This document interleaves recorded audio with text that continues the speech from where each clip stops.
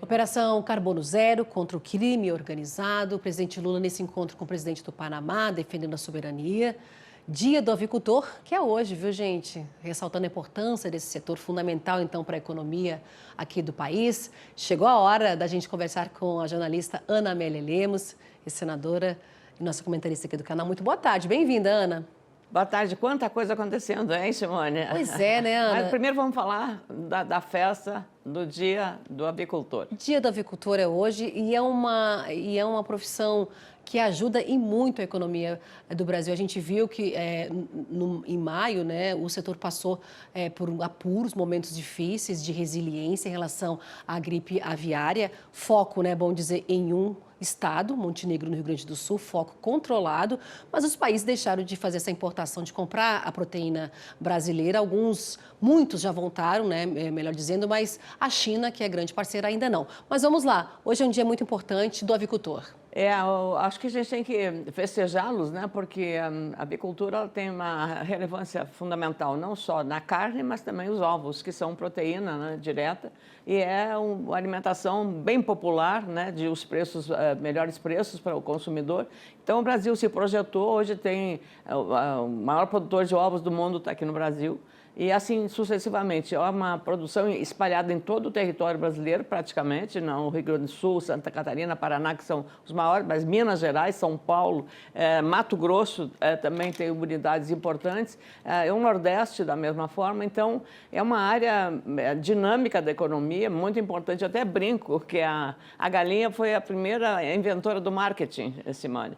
Porque ela põe o ovo e sai cantando, dizendo, olha, eu botei o ovo, né? Então, ela sai anunciando que foi. Uma brincadeira à parte, mas é para seriamente homenagear os avicultores brasileiros pelo esforço que fazem em matéria de qualidade, da diversidade até racial que fizeram, né, para adaptar a maior produtividade, melhor qualidade, de raças mais adaptadas ao clima, às condições brasileiras de alimentação e também oferecendo a variedade. Hoje você vai num supermercado e compra, se quiser comer uma galinha caipira, com gosto de galinha caipira, você encontra. Então há um mercado muito grande e esses nichos são aproveitados pelos produtores em todo o país. A exportação é um dado à parte. O Brasil hoje é um dos maiores exportadores de carne de aves do mundo e tende a crescer mais ainda pelo seu protagonismo. Então, a presença, inclusive, agora do presidente da BPA, o Ricardo Santin, lá no México, tem um aspecto também não apenas de vender,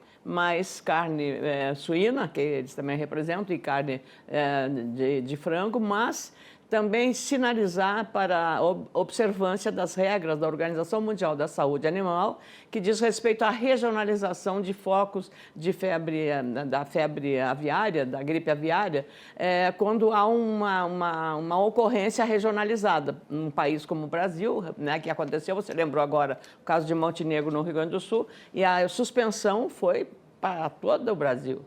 Foi a todo o território. Então, já foi feito um seminário dessa natureza nas Filipinas, agora vai se fazer no México, aproveitando a presença do vice-presidente e o ministro Geraldo Alckmin para esse trabalho junto ao mercado mexicano para adaptar para determinar o uso dos importadores, a determinação relativa a chamada regionalização sanitária. É importante, né? O setor busca a regionalização para não ficar o Brasil todo sendo impedido de fazer a exportação e ficar centralizado apenas no local, né, na cidade onde ocorreu o fato.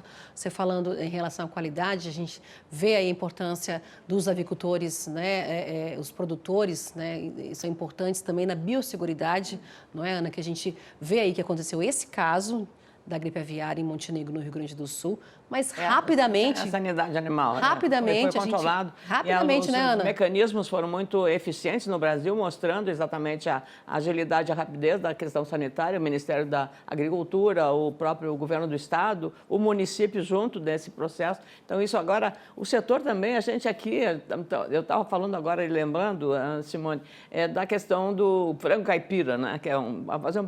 Mas nós, aqui, é raro você consumir, por exemplo, pé de galinha. Sim, é verdade. E esse produto, ele tem uma aceitação. Ele tem uma aceitação na China e na Taiwan, por exemplo, que é a parte capitalista da Ásia, da China, né? A Taiwan, pé de galinha é uma... Na África do Sul também. Também. Lá você encontra nos supermercados, assim, os pacotes cheios de pés de galinha. Eu fui num mercado em Taiwan, que ele tinha chama night market, é um mercado noturno, né? E aí tem assim balcões inteiros já todos fritos, os pés de galinha, e as pessoas pegam aquilo como se estivesse chupando um picolé, entendeu? Então é muito interessante, usos e costumes. Então é bom para nós porque para a indústria de aves, né, o frigorífico, ele tem um aproveitamento máximo, né? Ele vende o pé da galinha, ele vende todos os os miúdos da galinha para muitos países que consomem dentro da sua gastronomia. Então, é um produto diversificado em todas as partes que ele tem. E, para a gente fechar o assunto, até a gente já fez programas aqui em relação às doenças nas aves, e uma das doenças que pode ocorrer na ave é uma doença que pode ocasionar nos pés das galinhas. Por isso, tem todo esse cuidado aí. Por quê? Porque a exportação pede, né? A gente vê os países asiáticos, exatamente. Então, assim, tem todo esse cuidado quando a gente fala da biosseguridade, de doenças. É nisso, né? A gente abastece o mercado nacional, o mercado doméstico, mas a gente exporta, né? Como no caso aqui, os pés, né? Da galinha, porque tem outros países, outros mercados que apreciam isso. Eu, por exemplo, não sou chinesa, mas gosto de pé de galinha. Até porque gosta. tem muito cartilagem. Colágeno. Então, eu gosto muito. É verdade, uma sopinha, né, Ana?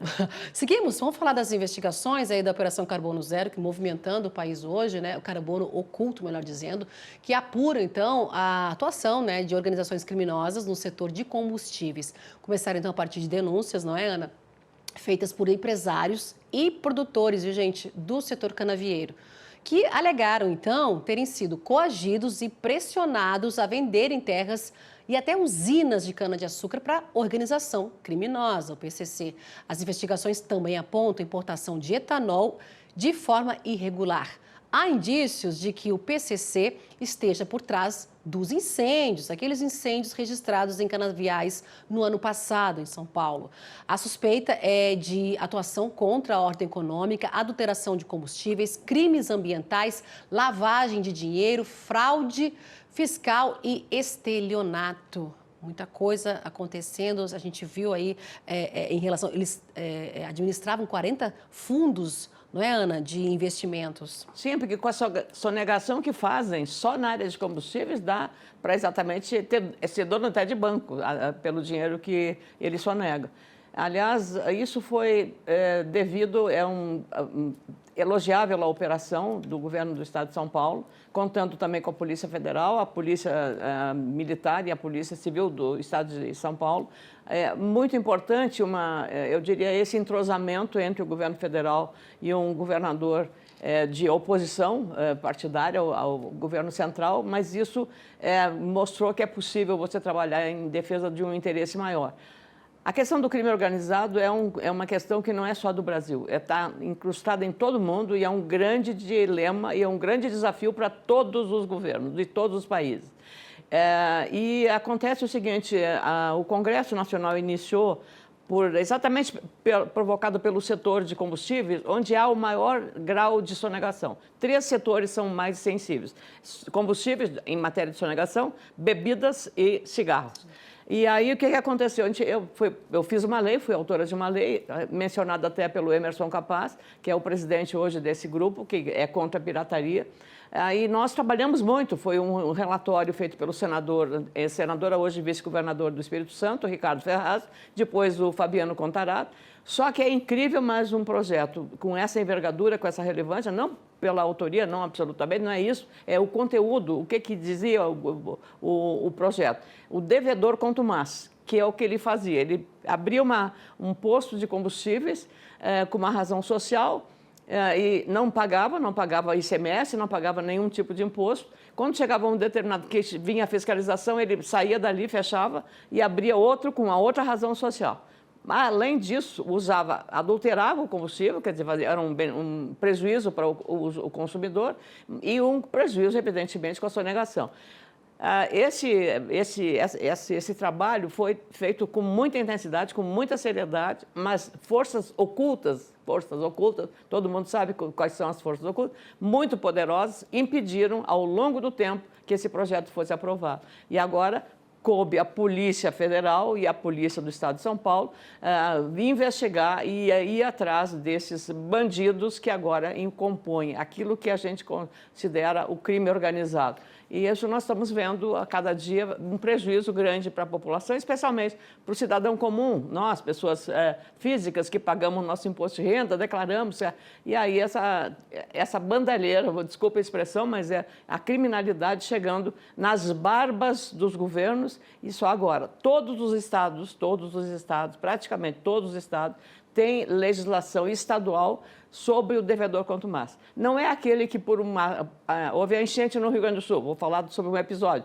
Muitos não puderam pagar porque tiveram seus negócios comprometidos. Isso é uma questão ocasional, sazonal, atípica. Nós estamos falando daquele que não paga por religião. Ele não paga por fé, ele é um sonegador contumaz mesmo. Então, não é só devedor, é o sonegador contumaz. Não foi possível, agora essa operação está desvendando um pouco esse cenário nebuloso, que é a participação do crime organizado em setores de lavagem de dinheiro. É os ônibus lá em São Paulo, é a questão agora dos bancos virtuais, é a questão de outros setores que estão investindo muito nas compras das usinas lá em São Paulo, com essas ameaças. Então, o Brasil está abrindo o leque dessa situação insustentável, Simone. Via fintechs, via fundos de investimentos, a gente viu aí que pode ter essa participação deles aí naqueles incêndios que nós mostramos em relação lá nos canaviais de São Paulo.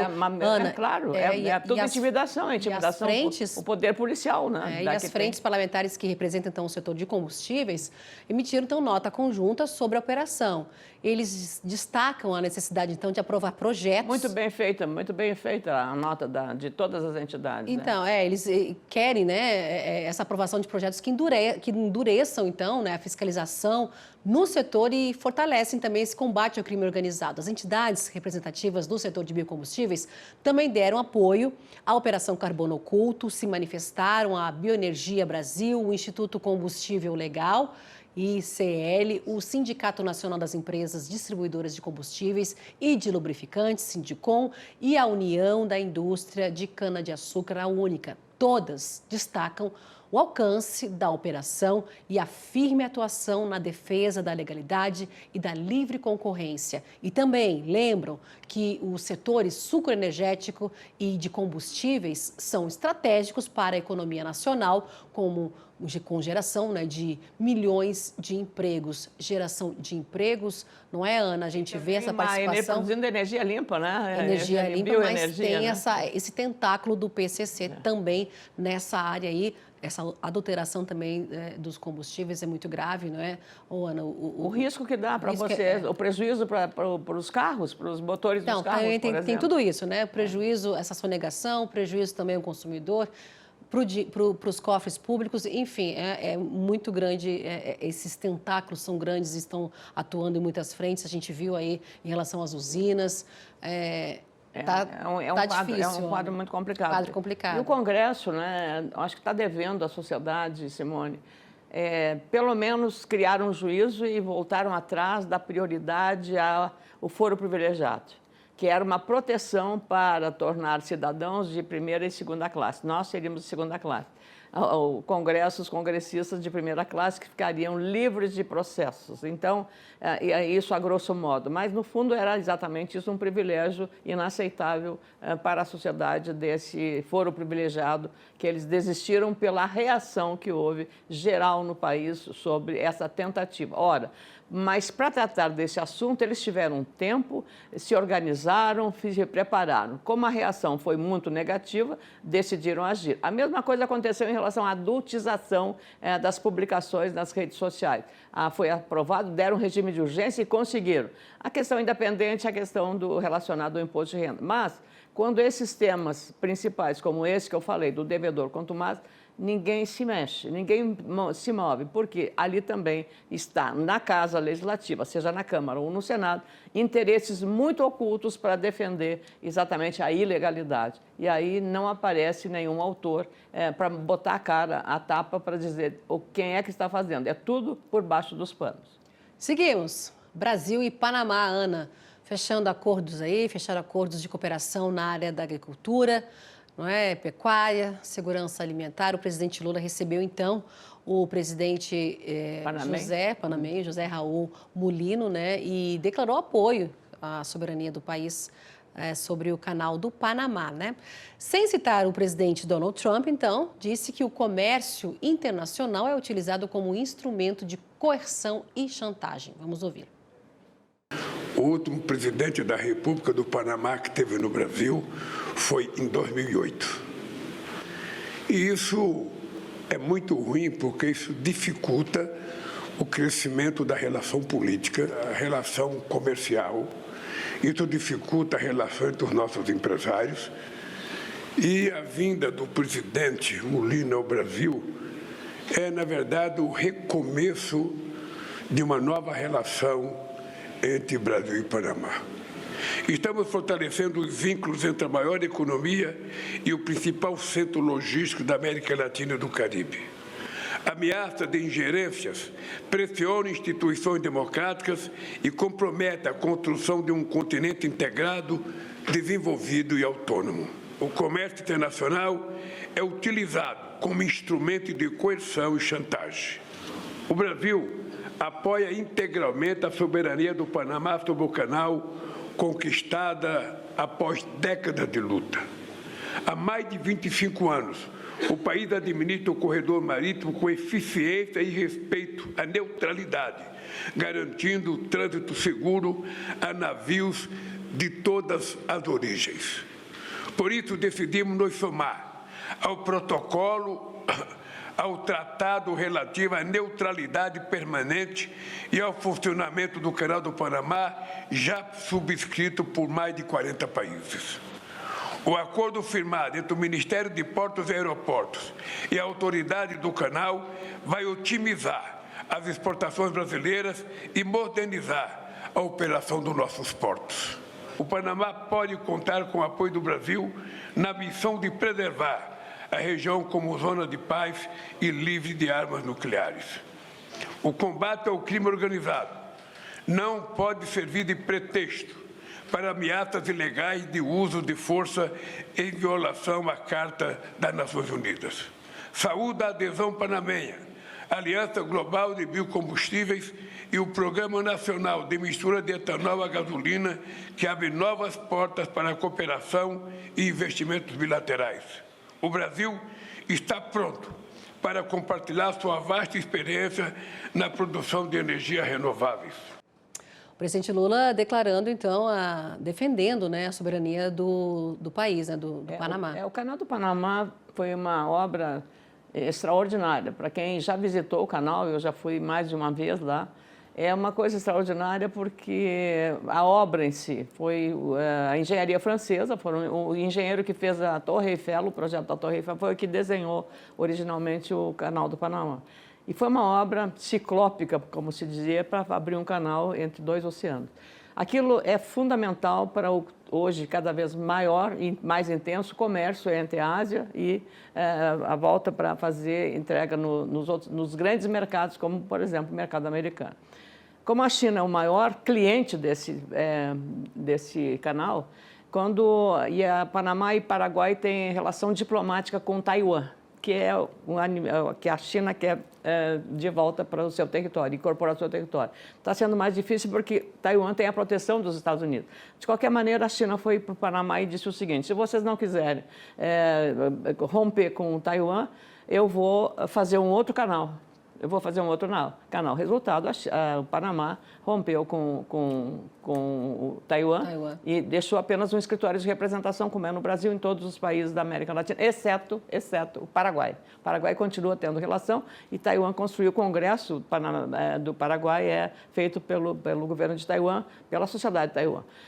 Dito isso, Trump agora arma a sua narrativa para retomar o canal, que foi devolvido dos Estados Unidos, que foi o maior financiador do canal.